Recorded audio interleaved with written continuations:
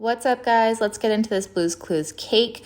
So I didn't have any cutters for any of the things that I wanted to put on the cake. So what I did is I printed out what I wanted to use and I cut it out. I lay it on top of my fondant, and as you can see, I traced around the entire shape, and then I use a Dresden tool to make all the little marks. This just shows me where to put the paint. Right now I'm using poppy paint. I'm using black poppy paint, and I put it into this little dish that I cover with plastic wrap, and this is just for easy cleanup so that I can just take the plastic wrap off and throw it away. And I rest my fondant on top of a piece of Zenlogy parchment paper, and this is just so that I can pick it up and move it around and it doesn't stick to my work surface. So again, I'm cutting out the little dude from Blue's Clues. I just cut out his face, and then I'm making the marks with the Dresden tool just to kind of show me where I need to paint. And then I do his hair. I do his hair with black. And then I do go in later and add some little highlights in there. But then I paint his face with black as well. And then for his nose, I just make the mark with the Dresden tool just a little bit deeper. No need for paint there. And then for his mouth, I'm just using a little bit of white poppy paint for his teeth. And then I just mix a tiny bit of the white with the black there. And you can see I made the highlight for his hair. Now I move on to the next one, and this one is called Magenta. So I used a pink fondant, I cut it out, and then I used the Dresden tool to make all those little marks. And for the color of the poppy paint that I ended up using is a little bit of pink and a little bit of purple mixed together. Now the reason that I did this is because that is the closest color that I found. Purple by itself just wouldn't match. Pink by itself wouldn't match. So that's why I mixed the two of them together, and it made this perfect color to paint all these little details. So as you can see, I used the little picture of what I printed out. I just keep that near me, and that way I can just look at it for reference of where everything goes.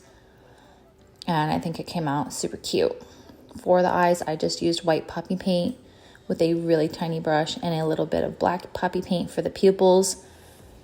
Again, a super tiny brush. I have these brushes linked in my Amazon shop. I'll put a link in the description if you guys want to check it out.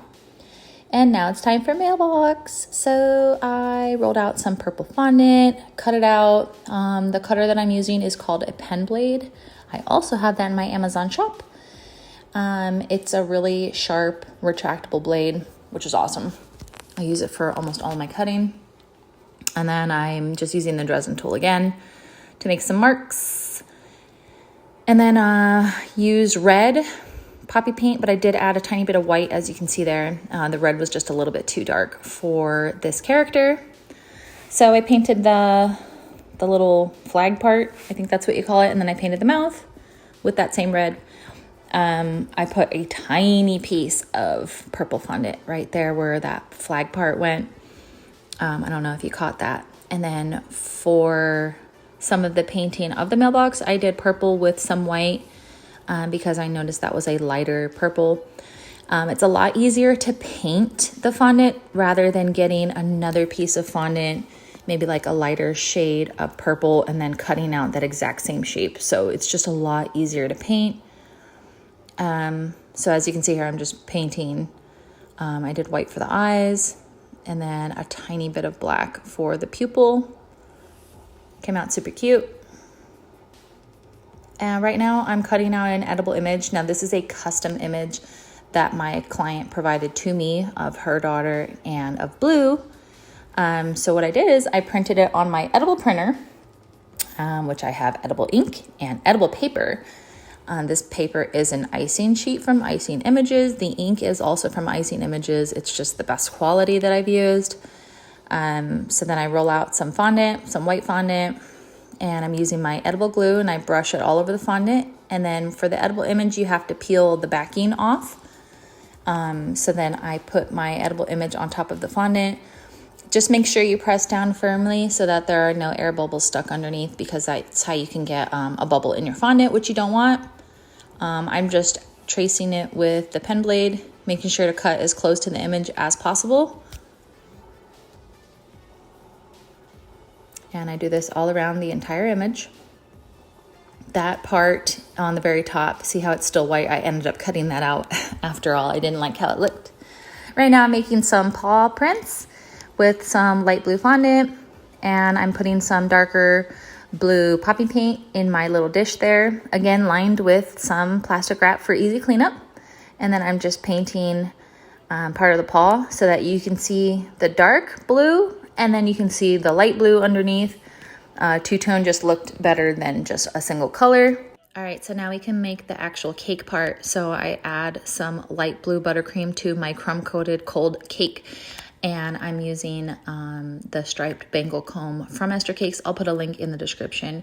What that cake comb does is it makes these little indentations so that you can add another color of buttercream. I am adding the dark blue buttercream. I have a full tutorial on how to make the perfect stripes step by step. Please take a look. I'll also put the link in the description so you guys can check that out. It's longer, it's step by step, so you guys can follow along. Now for the bottom tier of the cake, I add some boba straws, and that's just support to hold up the top tier. I lift up the top tier of the cake with a dowel, and then I end up inserting it into both tiers of the cake, and it just makes the cake stable and holds everything together. I add the name and age on top. Now we can start adding all of our decor that we made. I add my edible glue to the back of all of these objects, and as long as you hold it there for a few seconds, it will stay in place the entire time. I will put a link in the description so you guys can buy that amazing glue for yourself. After I add all of the objects to the cake, I add the little paw prints just randomly here and there, and then that finishes the entire cake. I hope you guys enjoyed this little tutorial. Please like and subscribe and add any questions that you have into the comments, and I will be sure to answer. Thanks for watching.